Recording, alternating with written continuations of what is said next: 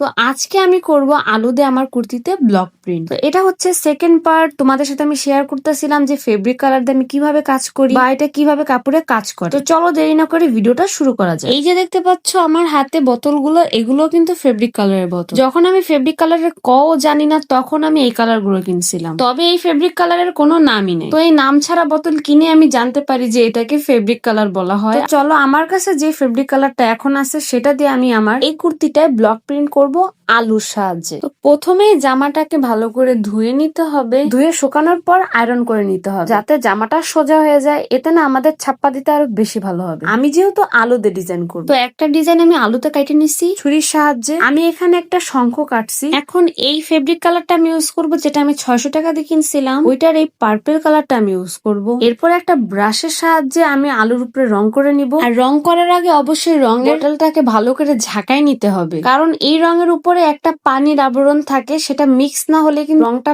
বেশি পাতলা লাগে। ছাপ্পা দিয়ে দেবো জামার উপরে। আর সত্যি কথা বলতে এই প্রসেসিংটা এত বেশি স্যাটিসফাইং ছিল। এখন একের পর এক ছাপ্পা দিয়ে আমি পুরো জামাটাকে ডিজাইন করে নিব। এখানে চাইলে তোমরা অন্য অন্য ডিজাইন কাইটেও দিতে পারো, ফুল কাটতে পারো, তবে আমার না এই শঙ্খটাই কাটতে ইচ্ছা করলো তাই আমি তাই করলাম। তবে এটা করতে কিন্তু আমার বেশ কষ্ট হয়েছে, কিন্তু ফাইনাল রেজাল্টটা দেখলে সত্যি চোখ কপাল উঠে যাবে তোমাদের। মানে একটা আলুর সাহায্যে এত সুন্দর ভাবে একটা কুর্তি যে ডিজাইন করা যায়, এই জিনিসটা আগে কেন মাথায় আসে নাই এটা চিন্তা করবা তুমি। তবে এখনো কিন্তু শেষ না। এই ফেব্রিক কালারটা করার পর 24 ঘন্টার মতো শুকাতে দিতে হয় জামা। তবে ওইটা ঘরেই শুকাবা, ডিরেক্ট সানলাইটে দিলে রংগুলোতে ফাটল ধরতে পারে। 24 ঘন্টা তো আমি শুকাতে দিছি, সাথে না আরো বেশি সময় লাগে। কারণ কি জানো, আমি এই শঙ্খর পাশ দিয়ে না আবার সেলাই করছি একটু অন্যরকম লাগার জন্য। তো আমি নর্মাল খাতা ফোরটাই দিছি, যেহেতু এমন জামা আমি ফার্স্ট টাইম পরতাছি সেলাই করে, তাও কেমন লাগবে জানি না। তো আমি হাতে সেলাই করে নিতেছি শঙ্খর পাশ দিয়ে, আর গলার পাশ দিয়ে একটা লাইন করে নিছি। এরপর গলায় আমি এই দুইটা লাগাই। এখন পুরো জামাটাকে আয়রন করে নিতে হবে বেশ করে। যেখানে যেখানে আমি ফেব্রিক কালারের কাজ করছি ওখানে ভালো করে প্রেস করে আয়রন করতে হবে, এটা তাহলে আর ওঠার চান্সই নেই। আর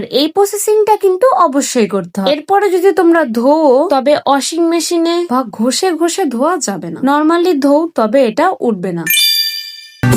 আমি যে মাতাল হাওয়ারি মতো হয়ে যেতে যেতে পায়ে